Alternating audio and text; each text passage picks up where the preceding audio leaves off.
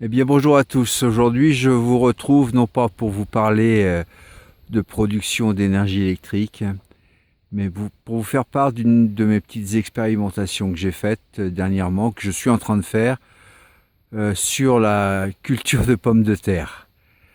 Bon, je ne suis pas un jardinier du tout, j'ai des parcelles qui sont dédiées généralement à mes quelques brebis.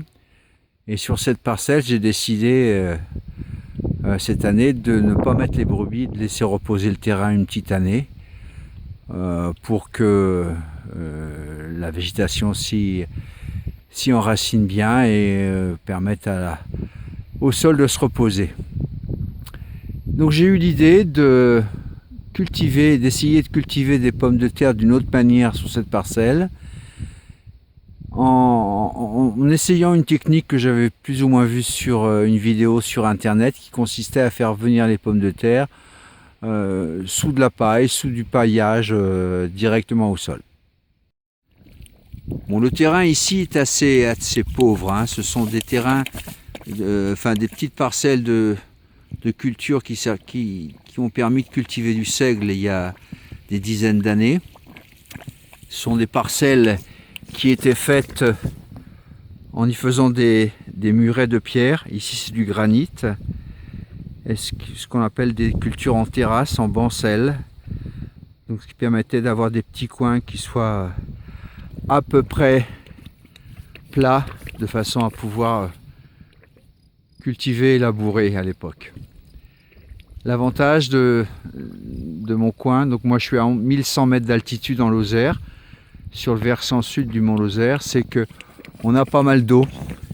Et là vous avez une des petites sources qui coule à côté de la maison, hein. Donc j'ai 3 ou 4 sources de ce type réparties autour de la maison et de ces petites parcelles.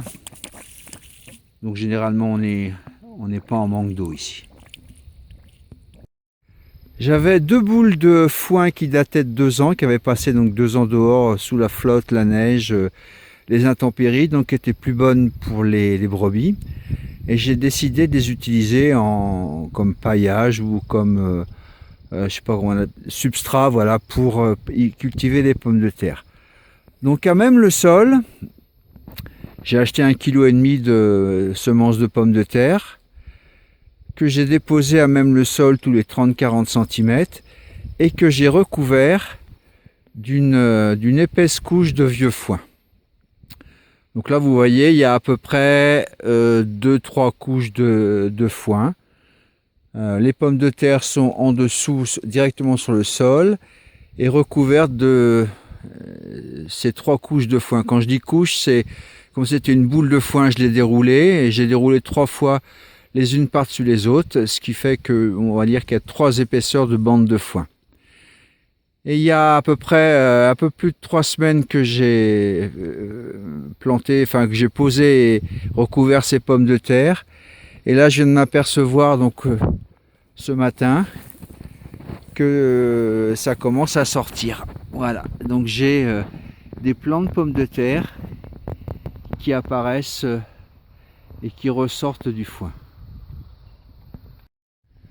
Donc on peut voir que ces petites pommes de terre ont grandi sous la masse, sous le substrat, sous le foin, et commencent à ressortir à travers le foin compressé. Alors je ne sais pas ce que ça va donner. On n'en est qu'au début de l'expérimentation. Ça fait maintenant donc un peu plus de 3 semaines et demie. Et puis ça a l'air de fonctionner. Donc on verra maintenant d'ici peut-être 2 mois ce que ça va donner. Le seul avantage pour moi, c'est de ne pas avoir à retourner la terre. Et surtout d'avoir des pommes de terre qui soient le plus propres possible. Et on verra. Donc je ne sais pas ce que ça va donner. D'ici 2 mois le résultat, et je vous en ferai part dans une future vidéo. Allez, à bientôt. Je profite de cette vidéo pour vous poser une question. Oui, il y a 3-4 ans, j'avais acheté un sachet de graines de rocaille, vous savez, en grande surface, là, avec plein de fleurs différentes. Et puis il y en a une qui m'avait particulièrement plu, c'est cette petite fleur orange. Et je ne sais pas ce que c'est. Donc je dirais, moi, j'appelle ça un coquelicot orange parce que je ne sais pas du tout ce que c'est. J'avais récupéré les graines, donc quand la fleur a mûri, elle se transforme en une espèce d'haricot. Et cet haricot sèche, il explose quand il est bien sec, donc ce qui répartit les graines un peu partout. Donc moi j'avais récupéré de ces haricots, les avais fait sécher, j'ai récupéré les graines, j'en ai replanté un peu partout. Et ça me plaît bien comme type de fleurs, ça fait des gros bouquets de fleurs.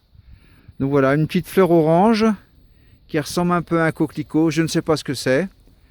Il se trouve que certaines sont blanches, d'autres sont oranges.